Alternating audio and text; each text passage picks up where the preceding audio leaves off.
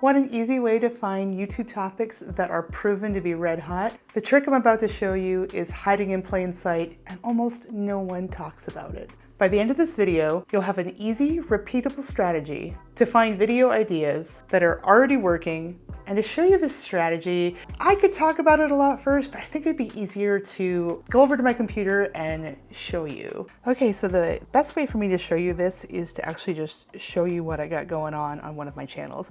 This is Nerdonomic. This is a personal finance channel that I started recently. It's going really well. Thank you to anybody who's checked out the videos. But I want to show you this trick, and it's hiding in your analytics. So we will go there first. Analytics. Okay, all right, so I'm going to look at the most popular video I've had so far because it'll have the most data, and that's this episode called How I'm Planning for a Recession. So I did this before. Okay, so if you go into that episode and then go to Reach and you scroll down here, content suggesting your video. So it says video traffic from suggestions that appear next to or after other videos and from links in video descriptions. So basically, anytime you have that up next feature when you're watching a video and it suggests other videos that you could watch next, any views I got on this episode from other people's videos go into here. So click through, see more. All right, so we're looking through here. And what I want to look for when I'm looking through here is videos from other channels that are not my own that are somewhat within the niche. So Nerdonomic is a geeky personal finance channel. We talk about money with a psychology basis. So anything that's money based could be interesting. So let's see, just got fired from my 3-year job working at 7-Eleven with no warning. That's interesting. Why I stopped trying to make it. That could be a good one. We'll take a look at that in a little bit. Let's see here. The new social currencies being offline, not as relevant. 5 life-changing books you must read in 2025, not as relevant. Wedding petty revenge that ate and left no crumbs reaction. Okay, that's definitely not relevant. I bet it's spicy though. Okay, oh, look at this one. The hard truth about financial advisors from an insider. This looks really good. So what I would do is, it says view on YouTube. You can click through and you can go. And full disclosure, I actually watched this video when I was doing some research. So we'll look at this here. This is from a channel called Fearless Finances, 660 subscribers, and it looks like she got 20,000 views on this episode. So clearly, talking about financial advisors from an insider was a very popular, hot, and trending topic. So the first thing that I would note while looking at this is that if I have any experience about financial advisors, if that's something I could credibly do a video on, do it. Like, that's a hot topic. But this is the best part. Click through to Fearless Finances, go to the Videos tab, and then here you can see that you can sort videos by latest, popular, or oldest. Now, we're looking for trending topics for breakout topics. So it would be good to see what this channel's most popular topics were. And if we're looking through, you could see that the financial advisors was her most popular topic, which is not a surprise. Those are excellent. If you look, Dave Ramsey's advice is costing you money, learned why, got 2,100 views, which is a lot for this size channel. In addition, she has this one, keeping your mortgage could make you richer. Don't make this financial mistake. And on that, she has the Dave Ramsey is wrong text on her thumbnail. And then if you look, her third one is, did Dave Ramsey trade his integrity for a big bargain? And then down here, Retirement Planning 101, guaranteed income for life, what Dave Ramsey didn't tell you. So just looking at those top ones there, you can see that talking about financial advisors and her 4 videos that she's done on Dave Ramsey did very well. Now what's interesting is I was already planning on doing a video about my views on Dave Ramsey, but this tells me that that would be something worth pursuing because I have a ton of topics that I'm in development, things that I could talk about finance-wise. That tells me it's kind of worth a shot because those are outperforming for her channel. So that's a good start there. Okay, let's look down some more. Let's look at why I stopped trying to make it because that looked really interesting too, right? All right.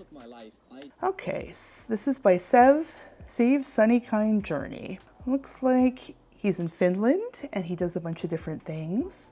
look here. I've also watched that video. It's a good video. I actually really like his presentation style. Okay, so he has a bigger channel. He has 86,000 subscribers, 278 videos. He's more established, but it's still worth looking to see what his most popular videos were, because he has ones that outperformed for his channel. Okay, so it looks like his top video is 12 Nordic habits for a simple and peaceful life, minimalism, 12 things Nordic people avoid to keep life simple, how to be extremely frugal. Let's see, how to be extremely frugal. Yeah, and you can see I watched that whole one, and that's because that is something that I have an opinion on.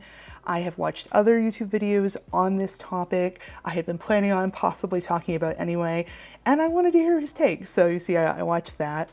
20 expensive things that are still worth every penny. Yeah, so you see, oh, and look, I also looked at, I'm pretty sure I watched more of that than that. Sometimes the timestamps are misleading, but again, why I'm so frugal, I buy nothing. So that tells me that that is also a topic in which there's a lot of interest. So if I wanted to talk about frugality or how I go through periods of buying little to nothing, I know that's a good topic for the channel. But yeah, you could even look at something like the secret formula to turning income into lasting wealth. What's stopping you from investing in property? This one, my husband had an affair with our marriage coach, would probably be really spicy and good tea, but it's not niche related. So you're gonna have to comb through and look and see. But the nice thing is that every single episode that has suggested views has this information. And what this allows you to do is get a sense of some smaller channels. Like there's gonna be big and small channels both, but I find it can be incredibly helpful in finding some smaller channels because they are obscure and it's hard to find them otherwise. The thing about these views are these are the people that you were shown alongside and people actually clicked. So you have some natural overlap in people who like your videos and their videos, and it can kind of get you drilling down into what topics seem to be outperforming for channels that are a lot like your own. Because really the trickiest part is finding these channels in the first place. So that was pretty cool, right? I want to be clear here that when you come up with new episode ideas for your channel, you're not actually copying these other little channels. What you're doing is you're using the small channels to spot the trends. And then you think about the trends and you tailor them to your style. And I'll tell you, a lot of people will look to the big YouTube channels to get ideas because they'll see, oh, this has 100,000 views. Oh, this has 1 million views. And while that's well and good, if a channel has 1 million subscribers already, 100,000 views or 1 million views isn't as impressive. That's not an overperformance relative to channel size. What you want is you're looking for topics that can help you break out, that can help you grow your channel. And you can more dramatically see these in small channels. The trouble is that small channels are by definition obscure. So it can be really hard getting those first few leads. And that's why the suggested video tab is your best friend once you start getting impressions and start getting matched with other small channels. And finding your angle can be interesting. So I'll talk about it kind of in the YouTube strategy space because that's what this channel is about. But, you know, if I see a lot of how to blow up on YouTube with shorts, that signals to me that people are very interested in short video as a topic. Now, I have found in a lot of my tinkering and dabbling that shorts are a little overhyped, especially on YouTube for channel growth. There are situations that they work and situations that they don't. I've actually done a couple of videos on this that I will link below as well if you want to check them out.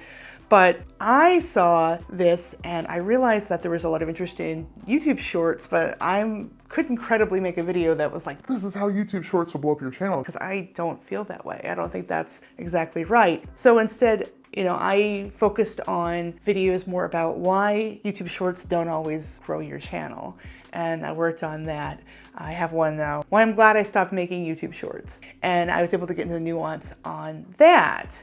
So that's an example of staying true to myself, not copying what other people are, but being informed. Sometimes it's just seeing what's there and then formulating a response to what's there. Like you don't have to imitate the video. You can also do a video that kind of talks about some of the same topics, even if you don't agree, or add some nuance. You can kind of get a conversation with what's happening on the platform, and viewers like that. It increases discoverability by a huge amount. With this, the goal is aligning your topics with what the conversation is on YouTube. Alignment, not imitation. The other big thing about this approach is it helps you to not only see what's happening right now, but to spot big patterns for the future. And actually, the more you do this process, the more you will reveal bigger patterns. You will see things cropping up time and time again. You will see common links between certain trends and figure out, oh, well, this would probably do really well because A and B did really well. And if thumbnails on smaller breakout channels are shifting towards a certain aesthetic, that's also another clue, because those are clearly working to break people out. So while this is happening, I would say to open up some kind of notes document. I use Google Keep, keep.google.com. I have the app on my phone and I tend to jot things down in there for my various channels, do some pin notes. Doesn't matter what app you use, but kind of track it and take notes as you go along, because the more data you have, the more you spot patterns. Once you have an idea of something that seems like it would do well and would be something in your style, the next step is to test it and see how it does. Put a spin on it, put it out there. And the neat thing is that once you do this, you will get suggested impressions from still other small channels or channels of your size, and you will get more feedback about what YouTube viewers who have watched your content are also watching. So it becomes this reinforcing cycle. It's really cool. So try it for yourself and track your results. But yeah, I've had great success with this.